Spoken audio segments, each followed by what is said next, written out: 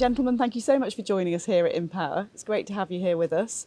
You're obviously going to be talking this week about all the challenges that this industry is currently facing. It's an incredibly difficult period, both geopolitically and economically in lots of areas. What are the key challenges that you think asset managers are facing at the moment, Alex?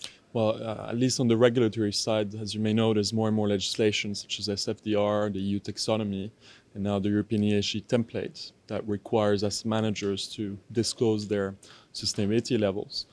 And the big problem is indeed to go fetch that data for the different investees that are within the portfolio.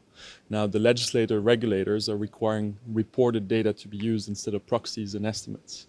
So how can you ensure that your investees have provided that information?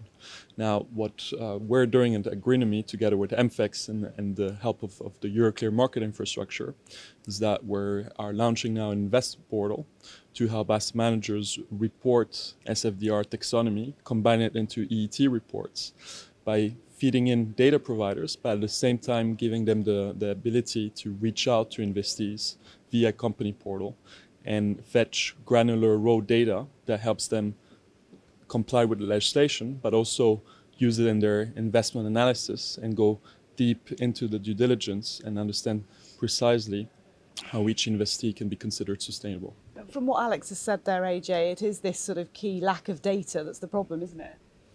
So for data, I think there's three words that ring true: trust, transparency, and scale.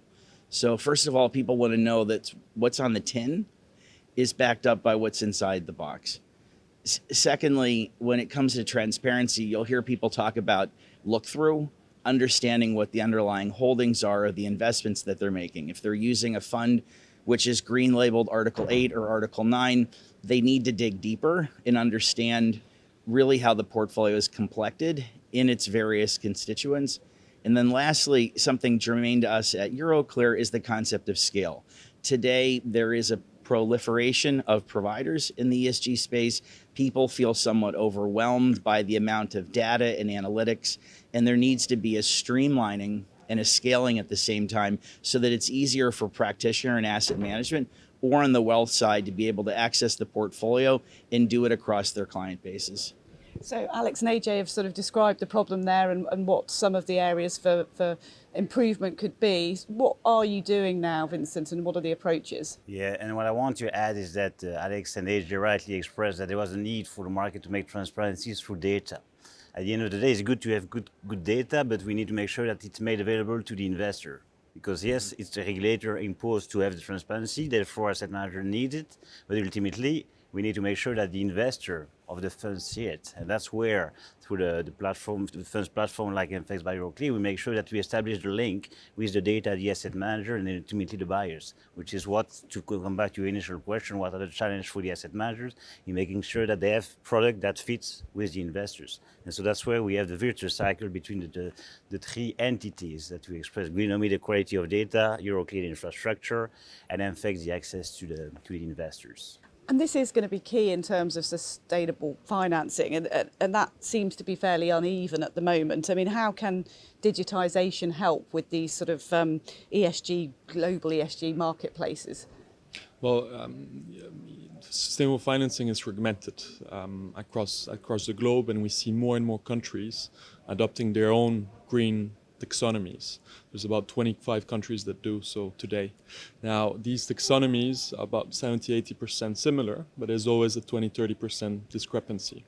So what we are looking now into is codifying other taxonomies, such as the UK taxonomy, South Africa, Colombia, that have been announced very recently, and match the discrepancies, find the equivalences to create interoperability, meaning that, for example, if you're a Brazilian issuer, you can submit your data and then we will match it to the framework applied in Ireland and Australia so that local asset managers can also invest in those non-EU or non-national investees.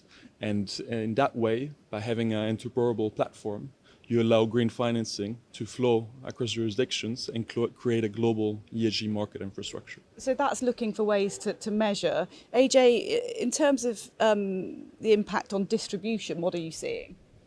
So for the individual investor with so much information and available, yet an intent to invest sustainably and wanting to have an impact, I think there's a challenge. They know what they don't want to invest in. They know the things that they don't want in their portfolio, but how they define themselves in terms of what they want to lean into, whether it's an issue like water scarcity or pay gap or how to deal with carbon. And I believe today in distribution, we're crafting solutions that let people know their sustainable investing persona, the impact that they want to have through a series of questions that'll help them understand, okay, where can I make a difference with my €100,000 portfolio? And leading players in the wealth management space today are retooling their platforms to be able to cater to that kind of ESG question. Indeed, platforms, Vincent, can really provide the solution for asset managers trying to navigate their way through this challenge. Yes, definitely, and I want to reinsist that we talk a lot about sustainability. It's a trend, etc. But for us, we see it's a must, and it's a must, and it must be easily available to the stakeholders, and that's where the digitalization and the look and feel of the solution is key.